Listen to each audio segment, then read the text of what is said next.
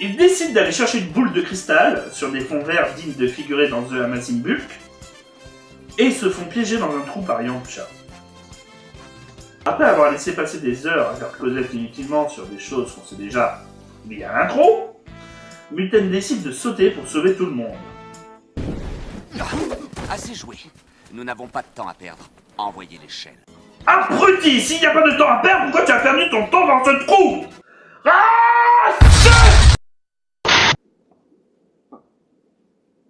Alors?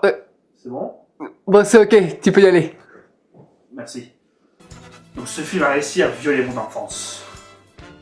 Vous pensez qu'il peut faire pire? Effectivement. Tout ce bon monde décide de chercher la boule dans un volcan. Ah, nom d'un petit pois! Ah, je me suis grillé les marrons!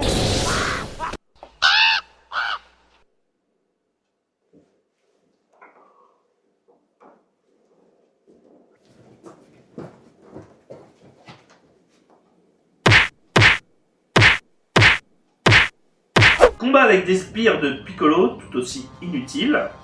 Et Goku, connu pour sa cruauté, décide de les utiliser pour en faire un pont sur la lave pour récupérer la boule.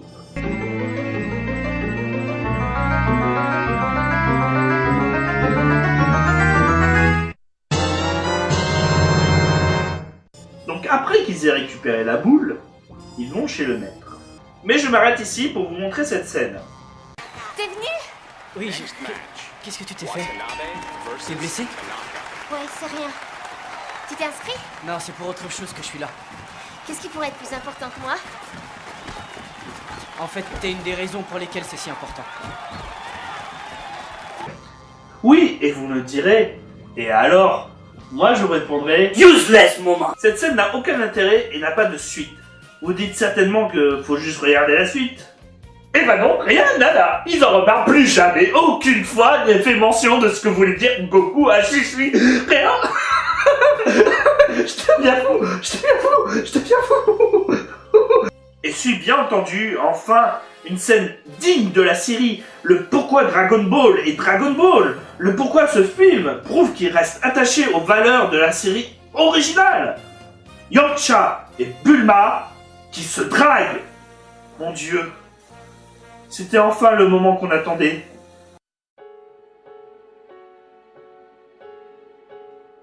Est-ce que Bulma arrivera à séduire Yamcha?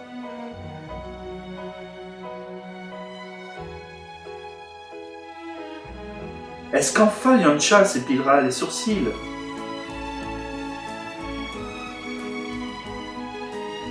Et surtout, est-ce que Bulma a un poil pubien bleu?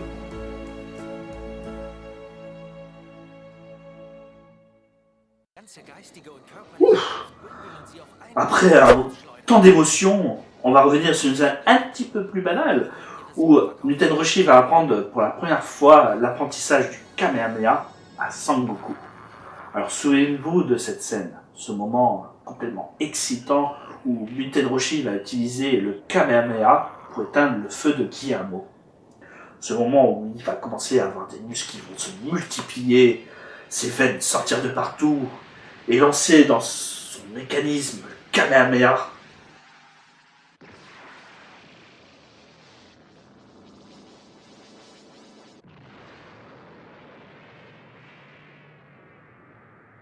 Alors voyons voir comment ils vont s'en sortir en live.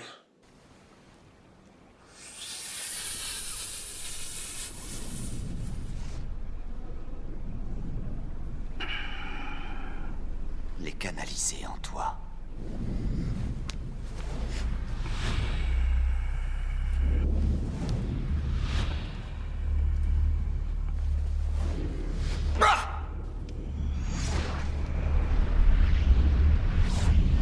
Concentre cette force et libère-la.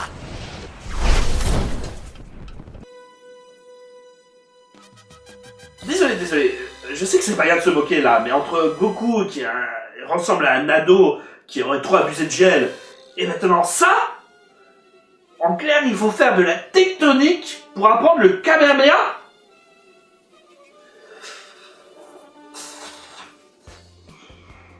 Vidéo Serge.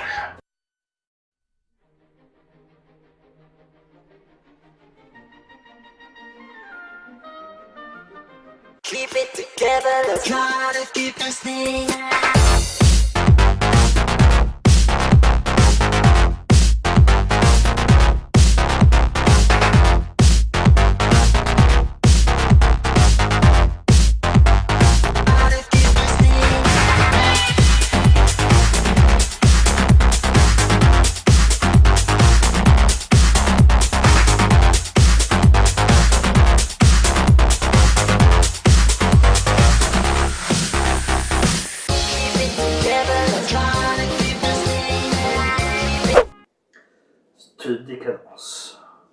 Goku galère, mais dès que l'enjeu est d'embrasser Chi-Chi, il réussit avec aisance à maîtriser son ki, mais décide de se transformer en Chi-Chi, d'où elle a ses pouvoirs. On s'en fout. Et donc combat Chi-Chi contre Chi-Chi.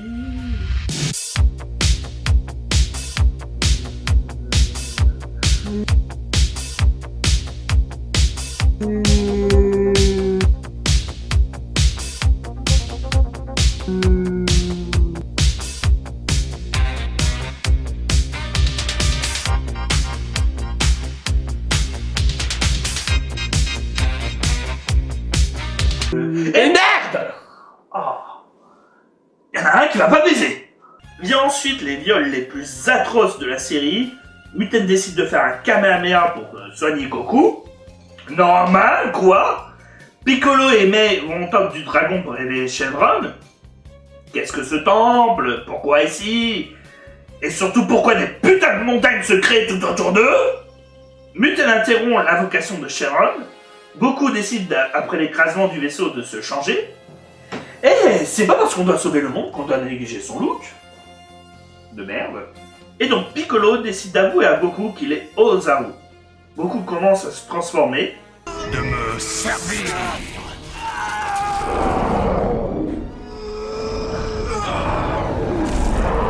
Goku, non! Je crois que Goku nous a quittés.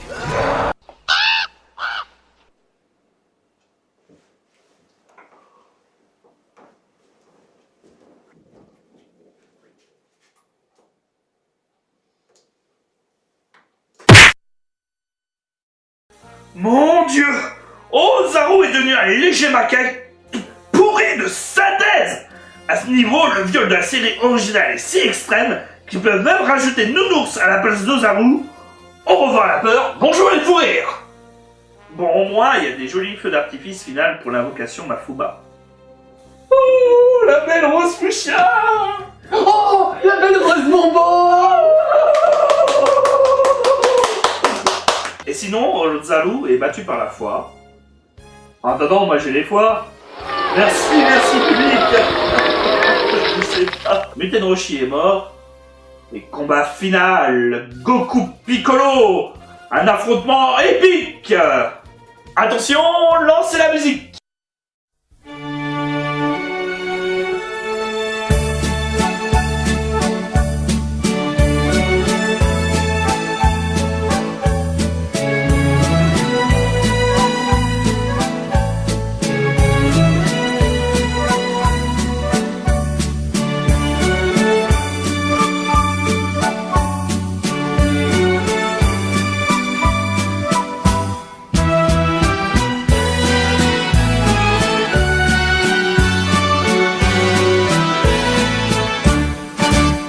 Battu, Goku utilise les Dragon Ball pour invoquer cette chose et décide d'utiliser son vœu pour ressusciter Muten Roshi.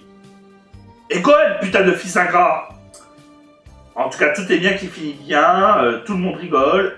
The end. Voilà, la review est finie. Ce film est une grosse honte à la licence. Hein. Les éléments nanar qui entourent le spectacle permettent d'avoir quelques rires nerveux devant tant de bêtises. Surtout que vous serez à bout de nerfs devant tant de misérables blagues, changements de récit original et surtout des acteurs complètement perdus. Même les FX foireux avec Shenron et le maquillage de Piccolo rendront ce triste spectacle effarant. Je lui attribue une note de 2,5 sur 5 pour les rires involontaires que ce triste spectacle m'a offert. Et moi je m'en vais m'occuper la Saint James Wong.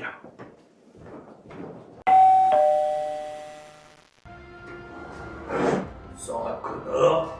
Ah non, moi, j'ai des testicules. Pardon. Oui.